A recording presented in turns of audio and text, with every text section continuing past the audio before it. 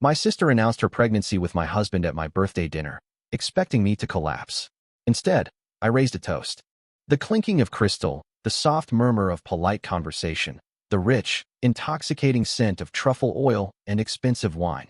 It was all a meticulously orchestrated symphony of success, a triumphant crescendo of my accomplishments, unfurling around the magnificent mahogany table at LeBlanc.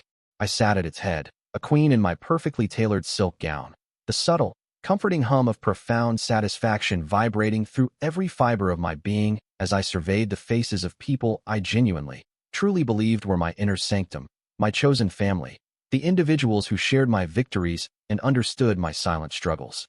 René, my husband, the man whose eyes I thought reflected the deepest, most intricate corners of my soul, the one who had promised me forever under the vast, starry sky, slowly raised his delicate champagne flute. His gaze, usually so warm, so full of an unspoken adoration that had anchored me through countless storms, shimmered in the gentle candlelight, reflecting a soft, almost ethereal glow.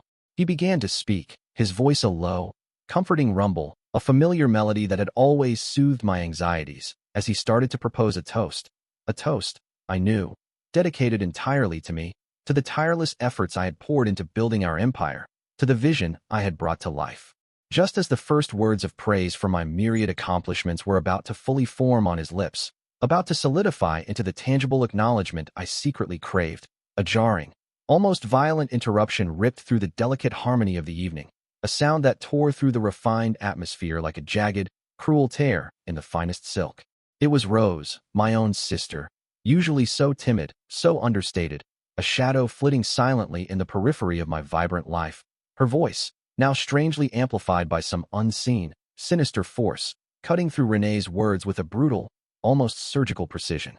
She stood beside my mother, Linda, who was supporting her, an unsettling tableau that instantly sent a glacial shiver down my spine, a silent, blaring alarm echoing in the quiet, unsuspecting chambers of my mind. The air in the opulent dining room thickened, growing heavy and oppressive, every breath suddenly a monumental struggle, as Rose's gaze, usually so deferential, so quick to shy away from direct contact, locked onto mine with an unnerving intensity I'd never, not once, witnessed before. There was a strange, triumphant, almost malevolent gleam in her eyes, a predatory glint that made my stomach lurch, clenching into a knot of icy dread.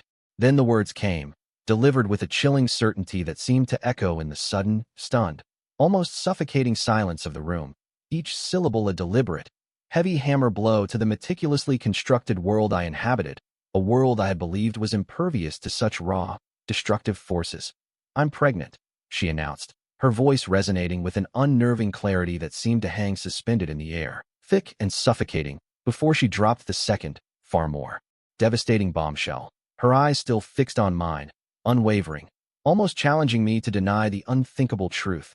"And René is the father."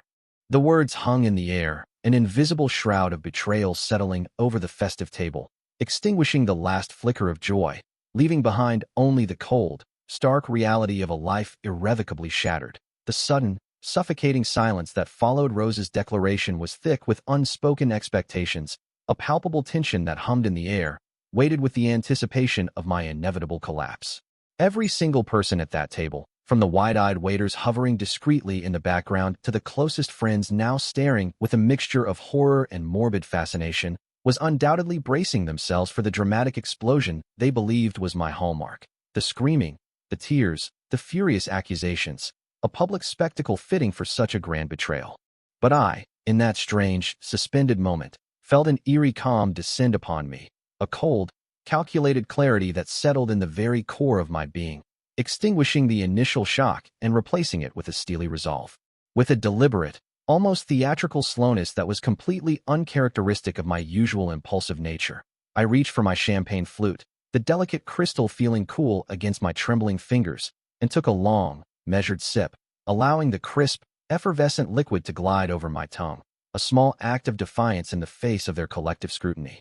My gaze swept across the faces, noting the subtle shifts in their expressions, the disbelief morphing into confusion, the schadenfreude battling with a dawning uncertainty. Then, I met Rose's eyes, still shimmering with that unsettling triumph, and a faint, almost imperceptible smile, one that didn't quite reach my lips but hinted at a deeper, more dangerous emotion, played across my face. Interesting, I finally said, my voice surprisingly level, a calm, almost dispassionate observation that seemed to hang in the stunned silence, utterly devoid of the raw emotion everyone had so eagerly anticipated. My hand, steady as a surgeon's, then slipped into my clutch, retrieving a pristine, cream-colored envelope, its edges crisp and unblemished, a stark contrast to the chaos that had just erupted. I held it up, allowing the soft restaurant lighting to catch its smooth surface, drawing every eye in the room to its innocent appearance. With a deliberate, measured cadence, I began to explain, my voice carrying clearly across the table, each word carefully chosen, stripped of any emotional tremor. For the past 3 years, I stated, my gaze briefly flickering to Rene, who now sat utterly motionless, his face a mask of ashen disbelief. Rene and I have been trying, quite diligently, to conceive a child. It has been a deeply personal, often heartbreaking journey, filled with hope and disappointment. The murmurs around the table began to stir, a low hum of curiosity replacing the earlier shock. Then, with a precision that felt both clinical and profoundly impactful, I slowly, almost ceremoniously, pulled out the contents of the envelope, a single, stark white medical report, its printed words a stark testament to an undeniable truth. I held it aloft for everyone to see, the bolded headings and official stamps undeniable proof. My voice, still calm but now edged with a razor-sharp precision, cut through the growing unease. This, I announced, allowing the weight of the document to settle in the air, is a medical report concerning my dear husband. I paused for a beat, letting the implications sink in, watching as Rene's eyes, once so full of defiant triumph, now widened with a dawning horror, a slow, sickening realization washing over his features. It clearly states that Rene has a condition known as azoospermia. I let the unfamiliar medical term hang there for a moment, an alien sound in the elegant dining room, before I offered a cold, clinical translation. In other words, I continued, my gaze sweeping deliberately across Rose's now paling face, lingering on the flicker of panic in her eyes. He is completely and utterly infertile. The air crackled, not with my anticipated rage, but with the sudden, jarring silence of collective comprehension. To further solidify my undeniable truth, I added, almost as an afterthought, my voice dripping with an icy certainty that left no room for doubt or argument. And just to ensure there was no mistake, no room for error, I took the liberty of having a second test done at an entirely different, highly reputable clinic, with completely independent doctors. The result, I assure you, was precisely the same. The world, which moments ago had been an earthquake of betrayal, now shifted, the epicenter of the shock having moved from me to Rene and Rose, leaving them exposed and reeling in the harsh, unforgiving glare of an inconvenient, medically confirmed truth. The immediate aftermath of my revelation was a chaotic tapestry woven from gasps, whispers, and the rapid shifting of weight and chairs as the diners, previously captivated by their gourmet meals, now sat transfixed by the unfolding drama. All eyes were on Rose, and the transformation of her face was stark, chillingly absolute. The triumphant flush that had colored her cheeks just moments before drained away entirely, leaving behind a cadaverous pallor, a ghastly white that seemed to suck all life from her features. Her lips, which had so confidently delivered their devastating blow, now worked frantically, struggling to form words, her voice reduced to a thin, reedy stammer as she choked out. That's impossible. The phrase barely audible, a desperate, pathetic plea against the undeniable medical truth I had just laid bare. Rene, meanwhile, was a statue carved from disbelief, utterly stunned and immobile, his handsome features frozen in a grotesque mask of shock and dawning horror, the vibrant color having completely leached from his face, leaving it an ashen gray. He sat utterly motionless, his eyes, previously filled with a self-assured arrogance, now wide and vacant, staring blindly ahead, as if grappling with a reality that had suddenly splintered into 1,000 incomprehensible pieces. It was in this swirling vortex of shocked silence and burgeoning chaos that my mother, Linda, ever the self-appointed protector of her youngest and most fragile child, finally broke her petrified silence. Her composure, which had been teetering on the edge since Rose's initial announcement, now completely shattered. She lunged forward, not physically, but with a desperate, outstretched hand and a frantic, hushed whisper, her eyes wide with a plea, a silent command for me to cease, to spare her beloved Rose, to prevent the utter annihilation of the carefully constructed facade of our family. "Darling, please," she began, her voice cracking with a raw, desperate urgency, attempting to intercede, to staunch the flow of undeniable truth that was now threatening to engulf them all. But I was beyond stopping, beyond pity, propelled by a cold, righteous fury that burned steadily in my veins, incinerating any lingering doubt or compassion. My voice, though still outwardly calm, now carried an undeniable edge of steel, each word a precise, unyielding cut. I met my mother's pleading gaze with an unwavering stare, my resolve unyielding. "No, Mother," I stated firmly, my voice cutting through her weak protest, resonating with a clarity that left no room for misinterpretation. "There is nothing impossible about it.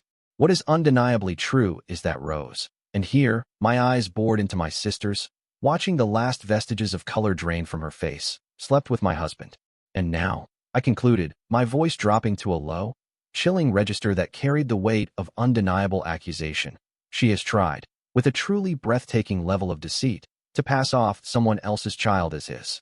The accusation hung in the air, a venomous, undeniable truth, solidifying the chaos into an agonizing, suffocating certainty that left no one at the table untouched, the opulent dining room now transformed into an arena of raw, exposed human ugliness. The meticulous construction of my counterattack, the cold, clinical precision with which I had delivered each devastating blow, was not born of spontaneous genius in the face of betrayal, but rather the culmination of weeks of agonizing, clandestine investigation.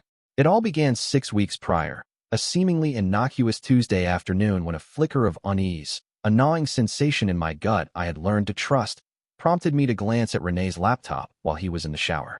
My eyes, almost by accident, snagged on an open email on his screen, an email from Rose, the subject line innocuously bland, yet the opening words instantly sent a cold dread spiraling through me. "Andrea is becoming suspicious." That single sentence, a stark admission of guilt and a clear indication of a conspiracy, was like a seismic shock, rattling the foundations of my seemingly perfect life and igniting a silent, relentless fire within me. The next day, a vague premonition guiding my steps, I made a discreet visit to the fertility clinic René and I had supposedly been attending for our years-long, increasingly frustrating attempts to conceive. My heart hammered against my ribs with a mixture of desperate hope and chilling apprehension as I spoke to the receptionist, explaining my desire to simply review our records, to understand why our efforts had consistently yielded no results. And it was there, in that sterile, brightly lit office, that the first concrete piece of the horrifying puzzle clicked into place. The receptionist, after a few moments of polite searching, informed me with an apologetic shrug that there were no records of René ever having undergone any fertility tests at their facility, not a single one. Despite his repeated reassurances to me, his comforting lies about his own discomfort with the procedures, his insistence that he was diligently following all the doctor's instructions. The blood drained from my face, a silent scream building in my throat, as the full, sickening weight of his deception, his blatant dishonesty, settled over me like a suffocating shroud. That night, my mind racing with a cold, calculating fury, I put my plan into motion. With practiced ease, I slipped a tasteless sleeping pill into René's nightly herbal tea, watching as his eyelids grew heavy, his breathing deepened, until he was completely unconscious, lost to the world. It felt like an act of profound violation, but the alternative, the suffocating deception I had been living, was far worse. In the dead of night, with the help of a discreet medical professional I trusted implicitly, a favor called in from an old, deeply indebted acquaintance, I had René secretly tested. The results, when they came back within hours, were a confirmation of my darkest fears, yet also a powerful weapon. He was, as the report explicitly stated, completely infertile, his azoospermia undeniable, an absolute biological dead end to any chance of him fathering a child. It was during this harrowing period of covert investigation, as I moved through the world like a ghost, gathering evidence and bracing myself for the inevitable explosion, that another piece of the puzzle, equally unsettling, fell into place. While at the fertility clinic, arranging for René's second, corroborating test, I saw Rose. She was there, attempting to blend into the waiting room, but her slightly swollen belly, barely perceptible to an untrained eye but glaringly obvious to me, confirmed my dawning suspicion. The immediate thought that slammed into me, sharp and undeniable, was of Ricky, her ex-boyfriend, a volatile, charismatic man with whom she had always shared an undeniable, albeit tumultuous, connection. I had heard whispers, dismissed them as mere gossip, but now they resurfaced with chilling clarity. For months, unbeknownst to me, or, supposedly, our family, Rose had been secretly seeing him, slipping away under the guise of work or social engagements. The pieces now fit with a sickening, horrifying perfection. Rose, pregnant by Ricky, and a desperate, malicious plan to attribute the child to my infertile husband, all while I was being strung along by a man who had not only betrayed me, but had conspired with my own sister to do so. The sheer audacity, the depth of their calculated cruelty, was breathtaking, and it only hardened my resolve, turning my quiet grief into an unyielding, burning need for justice. The revelation of Renee's calculated infertility, the undeniable truth of Rose's deceit and her clandestine affair with Ricky, didn't shatter me into a million irreparable pieces as they undoubtedly expected. Instead, it coalesced into something far more potent, far more dangerous. A cold, unwavering resolve, a carefully sharpened blade of vengeance that I would wield with ruthless precision. The idea for my counterattack, the perfect arena for their public humiliation, solidified in my mind with startling clarity. My upcoming birthday celebration, an event meticulously planned months in advance to be a lavish, glittering affair, would now serve a far more sinister purpose. It would be their grand unveiling, the stage upon which their carefully constructed lies would crumble into dust, exposed for the entire world to see. I spent the ensuing weeks in a state of controlled fury, moving through my days with an outward semblance of normalcy, a silent predator stalking its unsuspecting prey.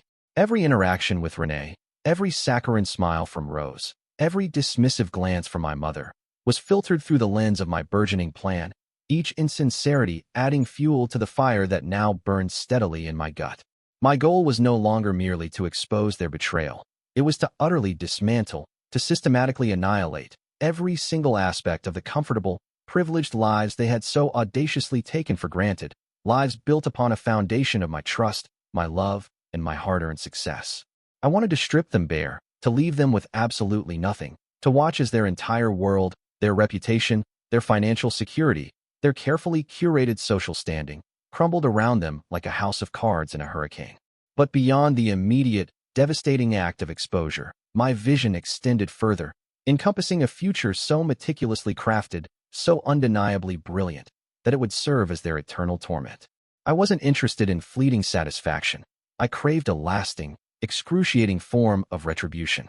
My ultimate aim was not just to destroy what they had, but to build a life for myself, a life of such undeniable happiness, such profound success, such unshakable peace, that it would become a constant, agonizing reminder of everything they had lost. I wanted to achieve a level of prosperity, contentment, and joy so utterly unattainable for them that they would, quite literally, choke on the ashes of what they had lost, the bitter, acrid taste of their own ruin lingering in their mouths with every breath they took, a permanent monument to their catastrophic miscalculation. This wasn't just revenge. It was a promise, a vow I made to myself in the darkest hours of my betrayal, that I would not only survive their treachery, but would rise from its wreckage, stronger, richer, and infinitely more powerful, leaving them to wallow in the miserable consequences of their deceit. The final, devastating pronouncement of Renee's irreversible infertility, delivered with the cold, unfeeling precision of a medical diagnosis rather than the raw, guttural scream of a woman betrayed, hung in the air like a noxious gas, polluting the once festive atmosphere of LeBlanc. My exit from the restaurant was not a frantic escape, but a slow, deliberate retreat, each step weighted with a grim satisfaction. I didn't look back, not once, but the cacophony erupting behind me was a symphony of their downfall. I could almost feel the precise moment the veneer of civility shattered, the elegant dining room descending into utter chaos as I walked away, the carefully maintained silence of polite society replaced by a maelstrom of furious whispers, shocked exclamations, and frantic, desperate accusations. I imagined Rose's tear-streaked face, contorted in a mask of exposed deceit, and Renee's panicked attempts to salvage some shred of his shattered reputation, all while my mother, Linda, surely wailed her desperate pleas for discretion, for silence, for the impossible return to a time before their ugly truth was laid bare. The vision was intoxicating, a potent elixir that fueled my stride as I navigated the plush carpets of the restaurant, past the bewildered staff and the gawking patrons, out into the cool, crisp night air of Sosnowiec. The chill of the evening air was a welcome balm against the heat of my simmering rage, a stark contrast to the stifling atmosphere I had just left behind. I was halfway to the waiting car, the city lights blurring into streaks of color, when I heard the frantic patter of footsteps behind me, followed by a breathless voice calling my name. It was Mary, my oldest and dearest friend, her usually composed demeanor completely undone, her chest heaving as she finally caught up to me. Her eyes, wide with a mixture of shock and something akin to awe, met mine in the dim glow of the streetlights. She grabbed my arm, her fingers squeezing tight, her voice still a little breathless but laced with an unmistakable sense of vindication. "Andrea, oh my God," she gasped, pulling me slightly to the side, away from the watchful eyes of the valet. I always suspected something was off, something deeply unsettling about Rose and Renee. Call it a woman's intuition, or maybe just seeing the way Rose always looked at him, and the way he'd sometimes glance back when he thought no one was watching. There was always this weird tension, this undeniable undercurrent beneath all their supposed innocence. And Rose, she's always been so subtly manipulative, you know? But this is beyond anything I could have imagined. I knew you'd find out eventually, but the way you did it, my God, Andrea, that was legendary. Her words, raw and unfiltered, were a quiet confirmation, a validation of the sickening instincts I had fought against for so long, now finally proven right in the most brutal, public way imaginable. And in her fierce, loyal gaze, I saw not pity, but solidarity, a silent promise that I would not face the fallout of this shattered life alone. The stinging, exhilarating bite of the crisp Sosnowiec night air, coupled with Mary's fierce, unwavering support, was precisely the bracing tonic I needed after the emotional maelstrom at LeBlanc. My mind, now clearer than it had been in months, pulsed with a singular, urgent purpose: to gather the remaining pieces of my life and disentangle them from the toxic web Renee and Rose had so meticulously spun. I left Mary with a brief, tight embrace, a silent promise of future conversations, and instructed the driver to take me directly home, the grand house that had once been the sanctuary of my dreams now feeling like a gilded cage. Stepping through the front door, the silence of the opulent foyer was deafening, yet even in its stillness, I could feel the lingering residue of their deceit, a thick, suffocating presence that made my skin crawl. I moved with a quiet, determined efficiency, heading straight for the master bedroom, pulling out suitcases and beginning the methodical process of packing my essentials, each item I placed inside a small, symbolic step towards reclaiming my independence. It was in the midst of this sterile, almost surgical packing, as I pulled a forgotten scarf from a drawer, that the bedroom door creaked open, and Renee appeared, his face a grotesque mask of shock, confusion, and a burgeoning terror, his eyes bloodshot and swollen, clearly having been subjected to the full, unadulterated fury of our mother and Rose. The air instantly thickened, heavy with unspoken accusations and the palpable weight of his desperate guilt. He took a hesitant step inside, his voice a low, gravelly rasp, utterly devoid of its usual smooth charm. "Andrea," he began, his voice laced with a pathetic mixture of desperation and feigned innocence. "Please, let me explain. This is all a terrible misunderstanding." I paused my packing, a silk blouse clutched in my hand, and turned to face him fully, my expression a carefully constructed shield of cold indifference. There was no room for negotiation, no space for his feeble attempts at damage control. My voice, when it came, was steady, devoid of any tremor, each word a cold, hard stone dropped into a deep, dark well. "There's nothing to explain, Renee," I stated, my gaze boring into his, stripping away every last shred of his pretense. "Your lies are laid bare.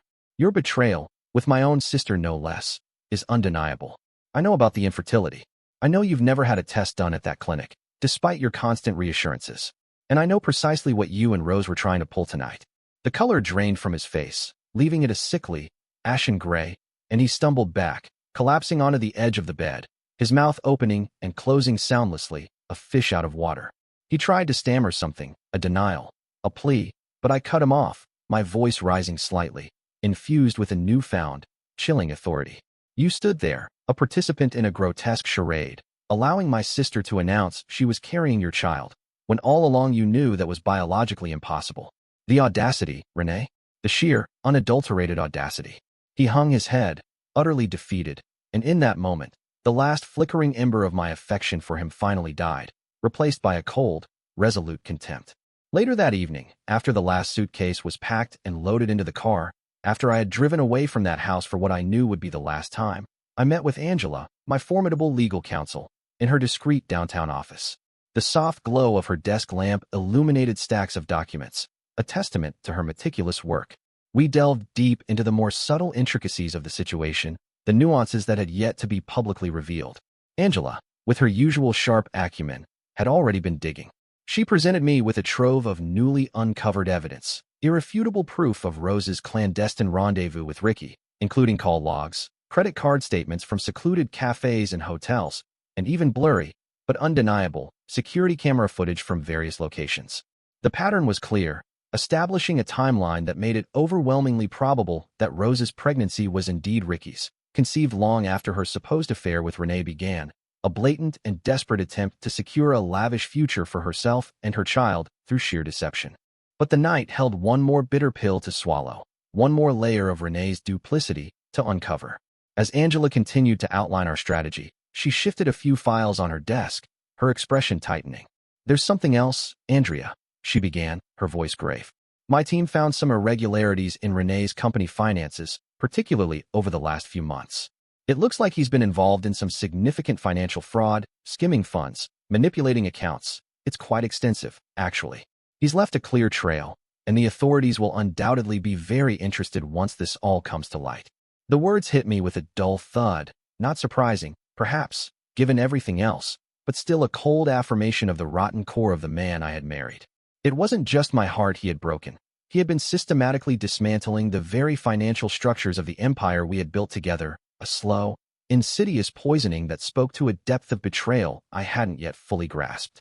The task ahead was immense, but as I looked at the determined set of Angela's jaw and felt the cool, quiet strength returning to my own core, I knew I was ready for the fight.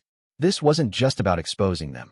It was about rebuilding, about rising from the ashes of their deceit, stronger and more formidable than ever before.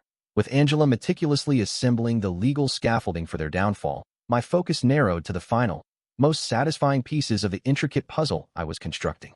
The first critical step was to meet with Ricky, the unwitting third party in Rose's elaborate deception. Our rendezvous was in a quiet, unassuming coffee shop on the outskirts of Sosnowiec, far from the prying eyes of our usual circles. He arrived looking wary, his eyes reflecting a lingering confusion about Rose's erratic behavior, but beneath it, a definite glimmer of concern for the child he now knew she carried. I laid out the stark truth, gently but firmly, explaining how Rose had meticulously spun a web of lies, assuring him she was unattached, completely single, and how he had been manipulated into believing their rekindled romance was genuine. The raw disbelief that morphed into a simmering anger on his face was a grim satisfaction, and when I presented him with the paternity test consent form, already prepared by Angela, he signed it without hesitation, a silent acknowledgement of his desire to claim his rightful place in his child's life, and a definitive step towards dismantling Rose's entire fraudulent scheme. He expressed a quiet, solemn gratitude, a rare moment of genuine connection amidst the calculated chaos I was orchestrating. Simultaneously, a carefully crafted anonymous letter, detailing Renee's extensive financial fraud within his company, had been discreetly dispatched. The intricate details, meticulously gathered by Angela's team, left no room for doubt or dismissal, ensuring that the wheels of corporate investigation and inevitable legal action would soon begin to turn, grinding slowly but relentlessly towards his utter ruin. This was the silent, unseen hammer blow, a devastating one that would strike at the very foundation of his carefully constructed professional life. With both Ricky's cooperation secured and Renee's corporate demise set in motion, I set the final stage of my confrontation. I drove directly to my mother's house, a place that once represented warmth and familial security, but now felt like the epicenter of a festering rot. The instant I stepped through the ornate front door, the telltale sound of muffled sobbing reached my ears from the living room. Rose. Her cries, usually so effective at eliciting sympathy and protection from our mother, now sounded weak, pathetic, completely devoid of their usual manipulative power. She was slumped on the sofa, her face puffy and blotchy, streaks of mascara running down her cheeks, a stark contrast to the radiant, triumphant woman who had announced her pregnancy at LeBlanc. My mother hovered over her, patting her shoulder with a frantic, cloying protectiveness that grated on my nerves. I walked directly into the living room, my presence a cold, unyielding force that immediately silenced Rose's whimpers and made my mother stiffen, her eyes widening in a mixture of fear and dawning comprehension. The air crackled with tension, thick and suffocating. I didn't waste time with pleasantries or preamble. My voice, though calm, was infused with an icy authority, each word a precise, damning indictment. So, here we are. I began, my gaze sweeping from Rose's cowering form to my mother's horrified face. Let's just lay everything out, shall we? Rose, your little performance at the restaurant about carrying Renee's child was, as you now know, a complete and utter lie. The baby you are carrying is Ricky's. He knows, and he's ready for the paternity test. You thought you could dupe everyone, especially me, but your deception has run its course. Rose flinched, a fresh wave of tears starting, but I pressed on, relentless. And Renee, I continued, turning my attention to the ghost of my marriage, has not only been sleeping with my sister, but he has also been engaged in extensive financial fraud at his company. He's been skimming funds, manipulating accounts, systematically stealing. It's all going to come out, and he will face the full legal consequences. My mother gasped, a small, choked sound of horror, her hand flying to her mouth. And what's more, I concluded, delivering the final, crushing blow, my voice dripping with cold satisfaction as I gestured around the lavish, seemingly pristine living room. This very house, the one you're so desperately clinging to, was bought with those illegally obtained funds. Every single brick, every piece of furniture, is tainted. You're not just complicit, Mother, you're beneficiaries of his crimes. The entire rotten edifice you've built your lives upon is about to come crashing down. The words hung in the air, echoing in the stunned silence, leaving them utterly exposed, completely stripped bare of their lies and their ill-gotten gains, their world reduced to ashes around them. The immediate aftermath of my devastating visit to my mother's house was a chillingly satisfying silence from their end, a clear indication that my final, damning pronouncements had struck their mark. But I wasn't finished. The previous evening's confrontation had been a private act of catharsis, a controlled detonation of truth within their inner sanctum. Now, it was time for the public execution of their reputations, a final, unassailable display of their deceit. I extended an invitation, cloaked in deceptive normalcy, for a family brunch the following Sunday, not at a restaurant this time, but at a neutral, upscale event space I'd rented, ensuring the environment was sterile, controlled, and utterly devoid of any sentimental comfort for them. My tone in the invitation was deceptively pleasant, almost saccharine, a calculated lure they, in their desperate attempts to salvage some shred of dignity, couldn't refuse. They arrived looking pale and subdued, Renee's eyes darting nervously, Rose's face still visibly swollen from tears, and my mother's jaw set in a rigid line of barely concealed fury and apprehension. Other family members, more distant aunts, uncles, and cousins who had no idea of the simmering rot beneath our family's polished facade, were also present, creating a bewildered audience for the spectacle I was about to unleash. The spread was exquisite, a silent testament to my continued success and unwavering taste, but no one touched the food. The air was thick with a nervous tension, a palpable unease that hung over the gleaming silver and crystal. When the moment arrived, I stood at the head of the long, elegant table, a projector screen already lowered behind me, my voice calm, clear, and utterly devoid of emotion, cutting through the strained politeness. Thank you all for coming. I began, my gaze sweeping over their anxious faces, pausing longest on Rose, Renee, and my mother. I've gathered you here today not for a celebration, but for a necessary reckoning. Without further preamble, I initiated the visual onslaught. The first slide that flashed onto the screen was the stark, undeniable truth. The official paternity test results, prominently displayed, with Ricky's name clearly listed as the biological father, a definitive, scientific refutation of Rose's entire narrative. A collective gasp rippled through the room, followed by a shocked murmur of whispers.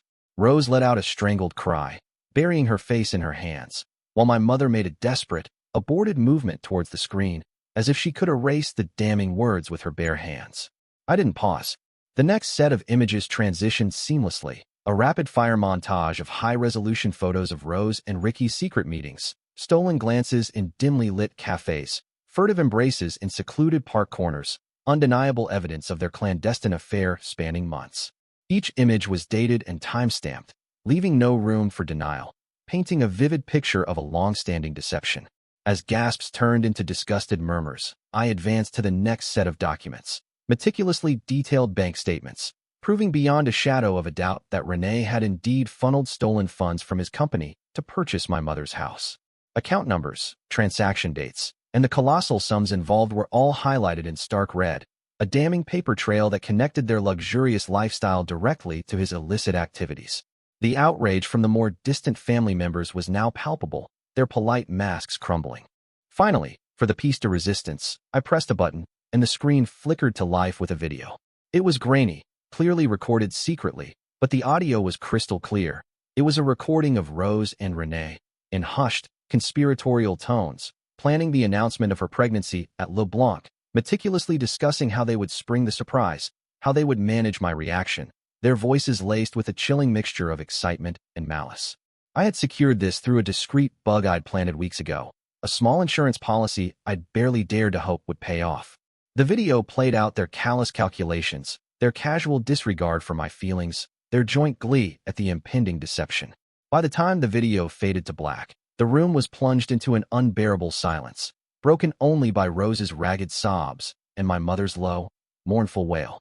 Their faces were ashen, stripped bare of all pretense, their carefully constructed world having imploded spectacularly, leaving behind nothing but the wreckage of their lies. It was a complete and utter triumph, chillingly executed. The brunch ended in stunned silence, the air thick with the shattered remnants of their lives, and as I walked out, leaving them to pick through the wreckage of their public humiliation, I felt an unfamiliar lightness in my step, the first genuine breath of fresh air I'd taken in years. The dominoes, once set in motion, fell swiftly and decisively. It wasn't long before the consequences I had so meticulously orchestrated began to manifest with brutal efficiency, tearing down everything Renee, Rose, and my mother had so deceitfully built. The anonymous letter detailing Renee's illicit financial activities had indeed reached its intended targets within his company, and the wheels of justice, though often slow, were now turning with an undeniable momentum. The whispers of an internal investigation quickly escalated, morphing into a full-blown corporate audit, followed swiftly by the grim, undeniable presence of law enforcement. Within days, the news reached me. Renee was arrested, not with a dramatic public spectacle, but quietly, efficiently, his once impeccable reputation dissolving into the ignominy of a mugshot and the cold, hard reality of a jail cell. The charges were serious, encompassing various counts of fraud and embezzlement, ensuring his world, the one he had so brazenly stolen to construct, would utterly collapse around him. As for Rose and her mother, their consequences were equally severe, though perhaps less immediately public. The paternity test results, now undeniable and legally binding, meant Ricky was poised to claim his parental rights, effectively dismantling Rose's grand scheme to tether herself and her child to Renee's wealth. Their lives, once so intricately entwined with mine through marriage and familial ties, were now abruptly severed, leaving them isolated and adrift. The social fallout alone was devastating. The carefully curated image of our family, once revered and admired in Sosnowiec's elite circles, was now irrevocably tarnished, shattered beyond repair. Invitations ceased, whispered condemnations followed them everywhere, and the icy silence of former friends became their constant companion. Beyond that, my mother's home, the very foundation of their comfortable existence, purchased with Renee's ill-gotten gains, faced the very real threat of seizure and forfeiture, leaving them facing financial ruin and a very uncertain future. The weight of their own deceit, the crushing burden of their exposed lies, became their inescapable prison. Meanwhile, for me, the path forward was clear, unobstructed by the tangled web of their betrayals. I immediately filed for divorce, the legal process a mere formality, a clinical excision of the last lingering tie to a life that had become a gilded cage. The emotional detachment I felt was profound. There was no lingering grief, only a quiet, resolute determination to shed the dead weight. With the legal proceedings efficiently handled by Angela, I embraced a new beginning, not with grand fanfare, but with a profound sense of peace. I found a beautiful, light-filled apartment in a different part of the city, a space that felt truly mine, unburdened by the ghosts of deception. Each piece of furniture placed, each book arranged on a shelf, was an act of quiet reclamation, a conscious step towards building a life that was authentic and uncompromised. The revenge, meticulously planned and flawlessly executed, was undeniably sweet, a profound satisfaction that permeated every fiber of my being.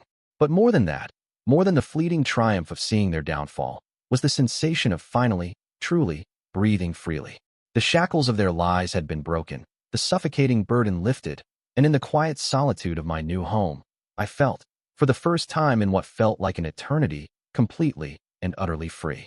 My life, now entirely my own, stretched before me, a blank canvas awaiting a vibrant new masterpiece.